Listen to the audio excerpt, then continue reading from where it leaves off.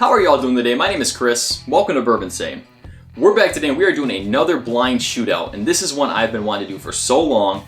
Stagg Jr. Batch 12 and Batch 13 versus George T. Stagg 2019. Now, first of all, I have to give a big thank you to Alistrom, who helped me get a Batch 12 sample, and one of my patrons, Christopher David, who helped me get the 2019 George T. Stagg sample. Made all this possible. Thank you all so much.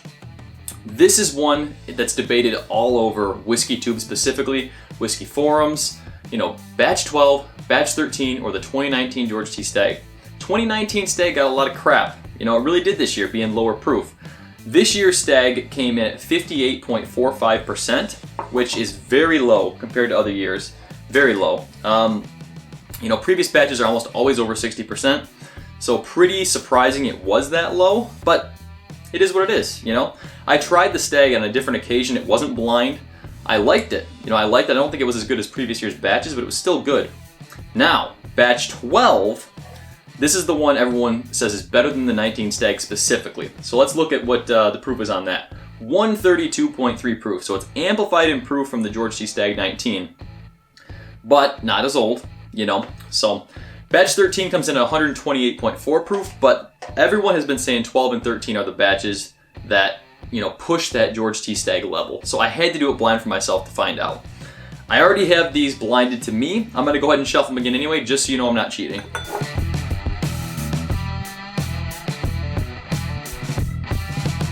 Alright, that is good. I'm excited to find out for myself which one of these is going to come out on top. Is it just hype? You know, is George T. Stagg the 19 just hype? Is one of the actual Stagg Jr. batches better? We're going to find out. I've got my results next to me. I've got some water here ready to go. Let's get right into it. It's going to be a lot of fun. Number one. Oh, it just smells like delicious barrel proof. I mean, it is. It obviously is, but so much brown sugar. The baking spices come through huge. A little bit of I'll say a little bit of an off-putting bitter oak comes in. Me personally, that off-putting bitter note, not for me. Smells very cherried. Classic Buffalo Trace, but on a little bit of that alcohol burn that's almost medicinal, you know. Did let these open up for about 10-15 minutes before we went into this too, so hopefully they've had plenty of time to open up.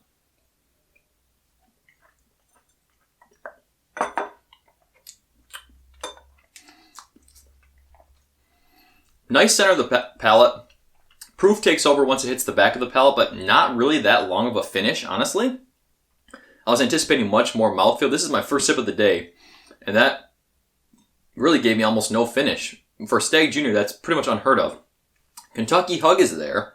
Side of the palate coating, it's like a medium, medium finish. Nice flavor, though. Nice baking spices come through. No bitter oak on the palate, which I appreciate, so not too bad for number one. We'll go into number two and see. All right, sample number two. This smells much more rich and amplified on the nose.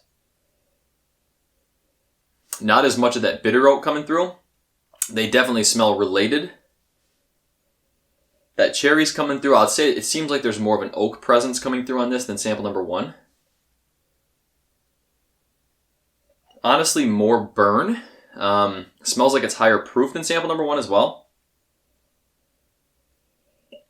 But it also smells older, so interesting.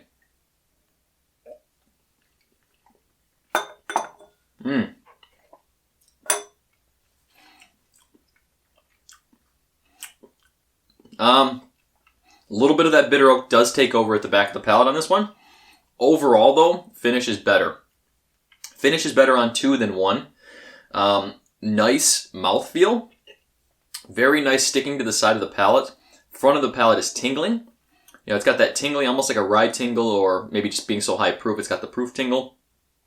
Again, not a huge Stagg Jr. punch.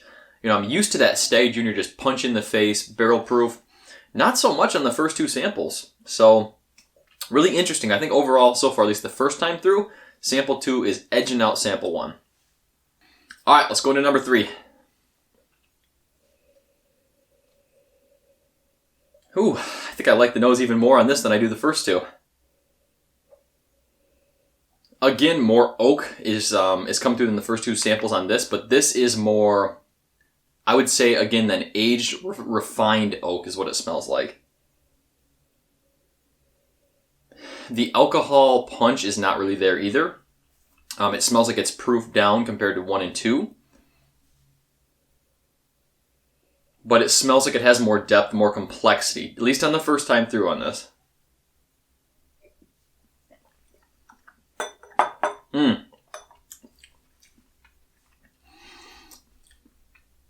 Boy, it definitely, I think, tastes more aged as well. Not that high proof. I mean, okay, it's high proof. Don't get me wrong, but it's not the high proof compared to the first two. This was a better, almost silky mouthfeel. Silky across the tongue. Sides of the palate, not sticking too much, but I like the finish. I like the flavor profile overall a lot in 3. It doesn't drink as much like a Buffalo Trace cherry sweetness like I got with these first two. Like I said, it's kind of a more refined palate. More creamy, nice mouthfeel. The finish lacked a little bit. We're going to have to take some time here. See what the second time through does. You know, what comes through second time. But overall, it's Stagg. Stagg. I win either way. Let's take about 10 minutes. We'll come right back, guys.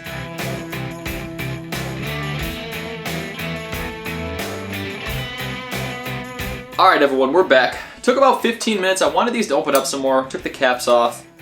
Back on now. We're going to go back through the lineup. Things tend to change when we go back through 3 to 1. So let's find out with number 3 here first. More of that cherry oak comes through. You know, I described not as much of that cherry sweetness on 3.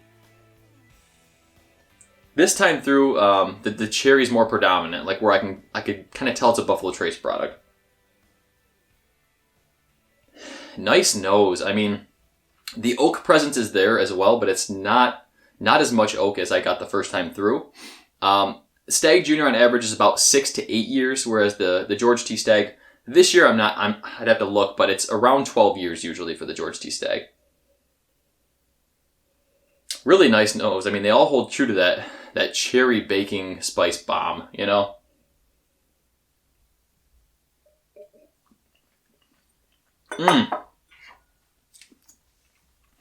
Proof hits the front of the palate.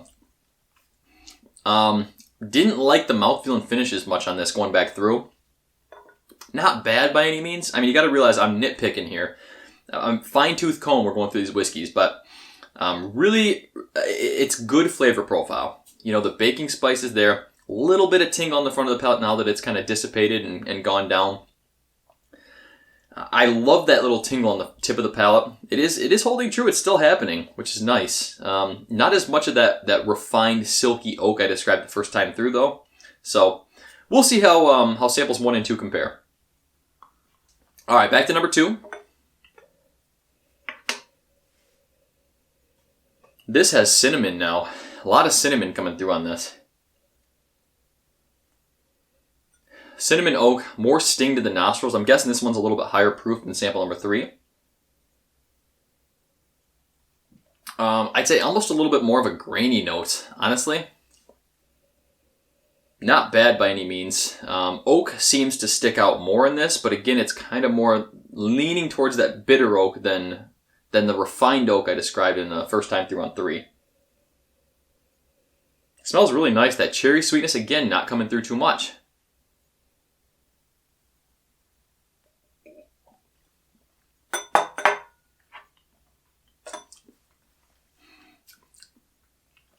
Palate punch, man. I love that palate punch. Definitely more burn the whole mouth, you know, on 2 to 3. It's still not near as creamy, though. Not as nice of I think of an experience overall on 3 to 2, even though 3 is probably lower proof. There's still nothing wrong with lower proof whiskeys. Like sometimes that sweet spot is 110 and under, even though I am a definite barrel proof guy. I love those barrel proof rich flavors. Sometimes it's too much and it masks some of the you know, mistakes and impurities you'll find in whiskey. But, you know, 3 is really nice. 2 is really good too. This is going to be really, really challenging. Let's go to 1 and see if we can pick a winner. All right, sample number 1. Well, taking the cap off the Glen there, again, it's cinnamon, but the nose that popped out was really, really nice. 2 definitely smells the hottest of all 3. This one's classic Buffalo Trace. You know, this is a definite subtle cherry, but the baking spices, the almost Splenda-like sweetness that comes through on the nose. Smells nice. As it's opening up a little more, even with that cap off now, it's getting worse. Interesting. Let's give it a sip.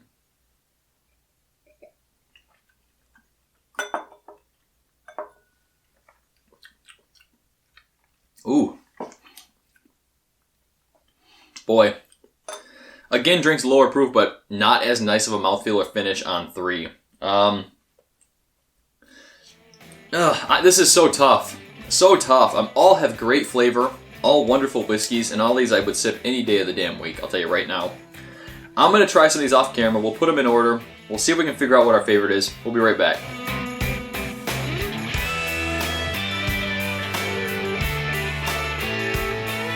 Alright, we're back. I'll tell you what, that was hard. That was hard. These are so close. I could see how anyone could pick batch 12 or 13 over the 19 Stagg. Like, it's that close, but it came down to the nitty-gritty fine details. So, let's go into our results here. Oh gosh, this is tough. Sample number, or first in order here was sample number 1. This is my 3rd choice. Wow, batch 12. Okay, so Stagg Jr. batch 12 came in 3rd. You know, I think 2 drank hotter than 3 to me, which I think is why I chose it. I enjoyed the better mouthfeel, the better finish. This is a damn good whiskey. I mean, honestly, these are almost all on the same playing field. You know, batch 12 is the one that's hyped up so much, people liked it more than the 19 Stagg.